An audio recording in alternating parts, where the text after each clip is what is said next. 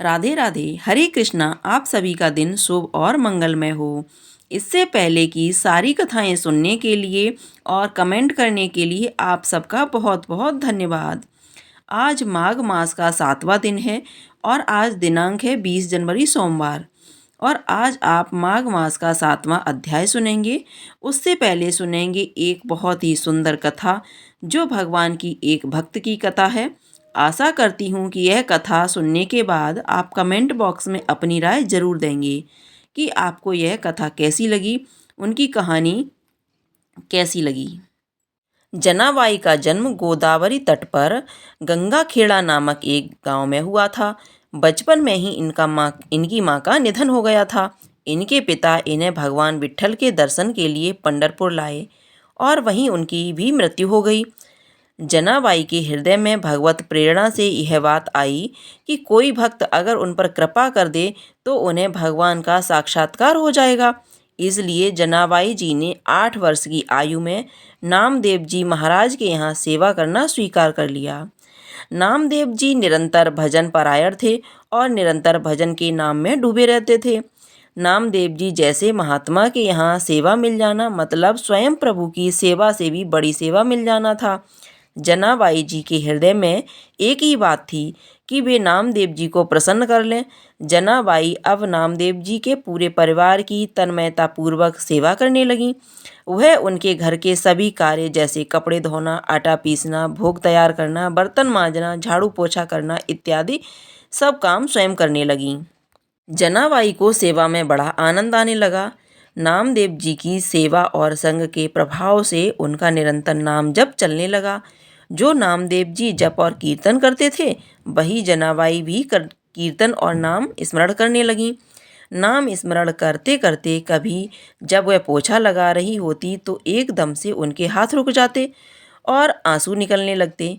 प्रभु के लिए विकलता प्रकट होने लगी। श्री जनाबाई जी की भाव दशाएं आने लगीं और उनके हृदय में भगवान विट्ठल के प्रति प्रबल आसक्ति होने लगी। जब कभी सेवा के बाद समय मिलता तो वे मंदिर में जाती और ठाकुर जी को देखती रहती। ठाकुर जी को देखते देखते उनको एकदम से विकलता होती और वे रोने लगती। जब आनंद बढ़ता तो वो नाचने लगती। जनाबाई जी की यह दशा केवल श्री नामदेव जी की सेवा से होने लगी। जनाबाई जी सभी कार्य को करते हुए सावधानी रखती, सेवा में कोई त्रुटि ना हो जाए और नाम विस्मरण ना हो जाए। ऐसे जनाबाई जी श्री नामदेव जी की सेवा में मगन रहने लगीं। वह सावधान रहती कि वे अपनी स्थिति में इतना न डूब जाएं कि उनकी सेवा छूट जाए, क्योंकि सेवा भक्त की प्रसन्नता के लिए है और भक्त की प्रसन्नता से ही विट्ठल भगवान रीझ जाएंगे। उनके हृदय की इस धारणा और भगवान का ऐसा नाम का प्रभाव हुआ कि अब उनके आंसू नहीं रुकते थे। सभी कार्य करते हुए उनका अश्रु प्रवाह होता रहता था। जिस स्थिति में कि बड़े बड़े साधु और उपासक आकांक्षा करते रहते थे वह जनाबाई जी को केवल भक्त संग की कृपा से प्राप्त हो रहा था। एकादशी के दिन नामदेव जी के यहाँ रात्रि में भक्त मंडली एकत्रित होकर कीर्तन करती थी।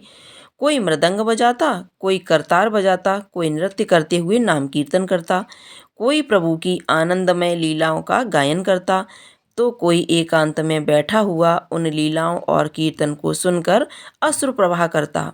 नामदेव जी के यहाँ पूरी एकादशी की रात्रि को ऐसा कीर्तन होता और जनाबाई सब संतों की सेवा करके एकांत कोने में खड़ी रहती। वो नामदेव जी और बड़े बड़े भक्तों की भाव दशाएं देखती थीं तो उनके हृदय में विकलता और बढ़ जाती थी। संकीर्तन के आनंद सागर में वे पूरी रात डूबी रहती थी। उनको यह पता नहीं चलता था कि रात्रि कब व्यतीत हो गई। यही है महाप्रेम का स्वरूप। प्रातःकाल होते ही भक्त मंडली चली जाती और जनाबाई भगवत प्रेम की मदाक्ता में बावरी हुई ठाकुर जी की प्रसन्नता के लिए श्री नामदेव जी की सेवा में मगन रहने लगती। एक दिन रात्रि एकादशी की रात्रि में जनाबाई भाव में ऐसी डूबी हुई थी कि सुबह हो गई और उनकी सेवा बाकी रह गई। घबराते हुए उन्होंने सोचा कि पहले वस्त्र धो लें।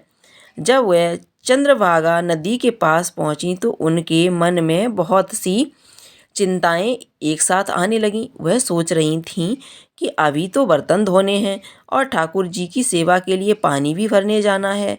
आज तो बहुत देर हो गई, कैसे मैं सब सेवाएं पूरी कर पाऊंगी। यह सोच ही रही थीं कि एक वृद्ध माता उनके पास आई और कहा कि जनाबाई, तू चिंता क्यों कर रही है? तू जाकर बाकी के काम कर ले, मैं तेरे सारे कपड़े धो देती हूँ। जनाबाई ने कहा कि आप मेरा काम क्यों करेंगी? वृद्धा ने कहा, मैं सच्ची सफाई और धुलाई करना जानती हूँ। जो कपड़े मैं एक बार धोती हूँ वह दोबारा गंदे नहीं होते। जनाबाई समझ नहीं पाई। बुढ़िया ने प्रेम से कहा कि तू ऐसा मत कर, तू मेरे जैसे कपड़े साफ नहीं कर सकती। जनाबाई ने कहा कि अब मुझे तत्काल नामदेव जी के घर जाना है, क्योंकि मैंने बर्तन नहीं धोए। वो यह कहकर और कपड़े वहीं नदी के किनारे छोड़कर चली गईं। जनाबाई बर्तन धोकर और जल भरकर वापस आईं तो उन्होंने देखा कि उन माता ने सब कपड़े धोकर सुखा दिए थे। जनाबाई ने देखा कि सारे कपड़े एकदम साफ हो गए थे। जनाबाई ने हाथ जोड़कर कहा कि आप जैसा उदार तो मुझे जीवन में कोई नहीं मिला। जनाबाई ने बोला कि मैं आपका बहुत आभार मानती हूँ। मैया ने कहा कि आभार की क्या बात है, मैं तो तुम्हारी ही हूँ, अपनों से आभार थोड़ी प्रकट करते हैं। ऐसा कहकर मुस्कुराते हुए वह वृद्ध माई वहाँ से चली जाती हैं। उनके चले जाने के बाद उन्होंने कहा, अगर कभी भी कोई ज़रूरत पड़े मुझे याद कर लेना। तुम जब याद करोगी तो मैं तुम्हारी सेवा के लिए उपस्थित हो जाऊंगी। जनाबाई जी भाव में डूब गईं, क्योंकि उस वृद्धा की मुस्कुराहट ने उनके हृदय में आनंद का वर्धन किया था। जब चेतना आई तो उन्होंने सोचा कि मैंने तो कुछ पूछा ही नहीं कि वो कहाँ रहती हैं और उनका क्या नाम है। उन्होंने आसपास देखा तो वृद्धा दिखाई नहीं दी। तब तो उनके हृदय में विकलता हुई कि शरीर तो इतना वृद्ध था उनका, फिर कैसे वो हवा की तरह भाग गईं? वह कौन हो सकती हैं? जनाबाई सब कपड़े लेकर पहुंची। उनका हृदय बड़ा व्याकुल था कि आखिरकार वह वृद्धा कौन थी और वो अपनी मुस्कुराहट से कैसा जादू कर गई कि मेरा चित्त बार बार उसी का चिंतन कर रहा है। जनाबाई गदगद कंठ से नामदेव जी के समीप गईं और उनको पूरी घटना सुनाई। नामदेव जी ने तत्काल जनाबाई से कहा, अरे वह और कोई नहीं था, वह तो विट्ठल ही थे। नामदेव जी को आश्चर्य हुआ कि विट्ठल जी जनाबाई से कितना प्यार करते हैं कि उन्होंने स्वयं आकर उनके सब कपड़े धो दिए। कैसा महिमा रूप है भक्ति का। श्री नामदेव जी ने कहा कि जनाबाई, तेरे तो अहोभाग्य हैं कि तेरे ऊपर ठाकुर जी की कृपा हुई। तू समझ नहीं पाई। अब तो जनाबाई जी के हृदय में प्रणय का कोप बढ़ गया कि प्रभु आए भी तो ऐसे छलिया रूप लेकर आए। जनाबाई रोने लगी कि कितने छलिया हो आप, आए भी और मुझे परिचय भी नहीं मिल पाया। और दूसरी बात कि आपने मेरे लिए इतना कष्ट सहा, मेरे इतने सारे कपड़े धोए। प्रभु सदैव अपने भक्त के पीछे पीछे घूमते हैं। परम स्वरूप ईश्वर को अगर कोई बांध सकता है तो वह है केवल उनके भक्त। एक बार जनाबाई जी प्रेम में मगन होकर झाड़ू लगा रही थीं और उन्होंने कूड़े का ढेर लगाया। जब वह कूड़ा भरने के लिए आईं तो उन्होंने देखा कि एक टोकरी लिए हुए प्रभु खुद कूड़ा भर रहे थे। अब वो बुढ़िया के रूप में नहीं आते थे, वह साक्षात विट्ठल के रूप में आते थे। चक्की में आटा पीसते हुए जनाबाई कभी कभी पदगीत हुए भाव में डूब जाती और इस वजह से चक्की रुक जाती। सेवा में कहीं देर ना हो जाए इसलिए ठाकुर जी खुद आकर चक्की पीसने लगते।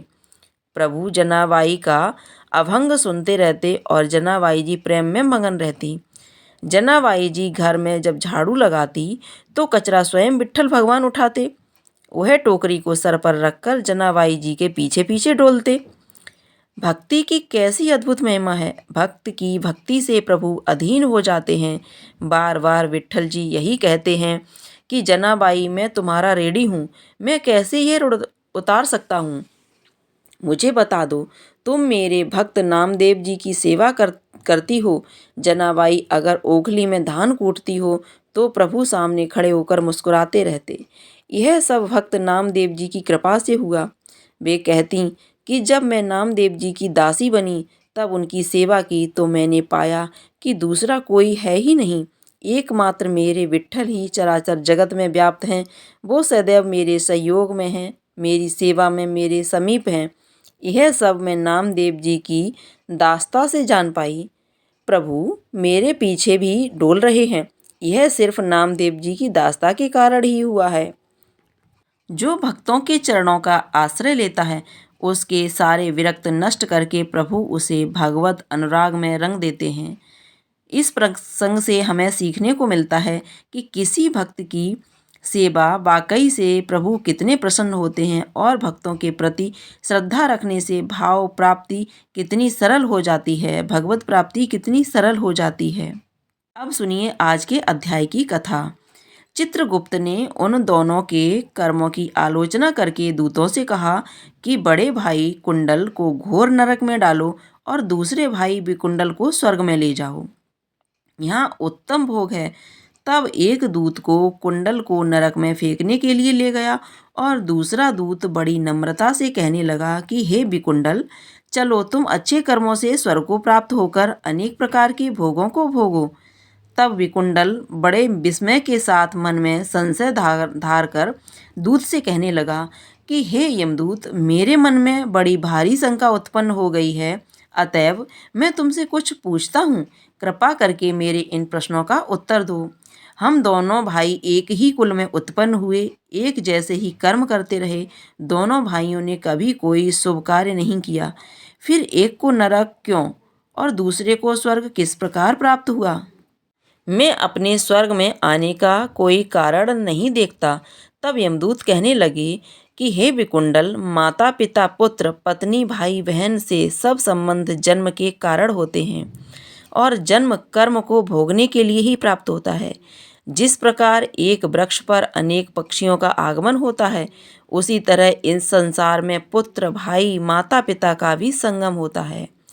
इनमें से जो जैसे कर्म करता है वैसे ही फल भोगता है। तुम्हारा भाई अपने पाप कर्मों से नरक में गया, तुम अपने पुण्य कर्म के कारण स्वर्ग में जा रहे हो। तब विकुंडल ने आश्चर्य से पूछा कि मैंने तो आजन्म कोई धर्म का कार्य किया नहीं, सदैव पापों में ही लगा रहा। मैं अपने पुण्य के कर्म को नहीं जानता। यदि तुम मेरे पुण्य के कर्म को जानते हो तो कृपा करके बताइए। तब देवदूत कहने लगा कि मैं सब प्राणियों को भली भांति जानता हूँ, तुम नहीं जानते। सुनो, हरिमित्र का पुत्र सुमित्र नाम का ब्राह्मण था, जिसका आश्रम यमुना नदी के दक्षिणोत्तर दिशा में था। उसके साथ जंगल में ही तुम्हारी मित्रता हो गई और उसके साथ तुमने 2 बार माघ मास में श्री यमुना जी में स्नान किया था। पहली बार स्नान करने से तुम्हारे सब पाप नष्ट हो गए और दूसरी बार स्नान करने से तुमको स्वर्ग प्राप्त हुआ। सो हे वैष्णव, तुमने 2 बार माघ मास में स्नान किया, इसी के पुण्य के फल से तुमको स्वर्ग प्राप्त हुआ और तुम्हारे भाई नरक को प्राप्त हुआ। दत्तात्रेय जी कहने लगे कि इस प्रकार वह भाई के दुखों से अति दुखित होकर नम्रता पूर्वक मीठे वचनों से दूतों से कहने लगा कि हे दूतों, सज्जन पुरुषों के साथ 7 पग चलने से मित्रता हो जाती है और यह कल्याणकारी होती है। मित्र प्रेम की चिंता न करते हुए तुम मुझको इतना बताने की कृपा करो कि कौन से कर्म से मनुष्य यमलोक को प्राप्त नहीं होता, क्योंकि तुम सर्वज्ञ हो। ये थी आज के अध्याय की कथा। आप लोगों को अगर ये कथा पसंद आई हो तो कमेंट बॉक्स में जा कर के कृष्ण भगवान की जय अवश्य लिखिएगा। साथ ही साथ वीडियो को लाइक कीजिएगा, शेयर कीजिएगा। अगर आपने अभी तक चैनल को सब्सक्राइब नहीं किया है तो चैनल को सब्सक्राइब करके बेल आइकन को अवश्य दबा दीजिएगा, ताकि आप इसी तरह की कथाएं समय से सुन सकें। धन्यवाद।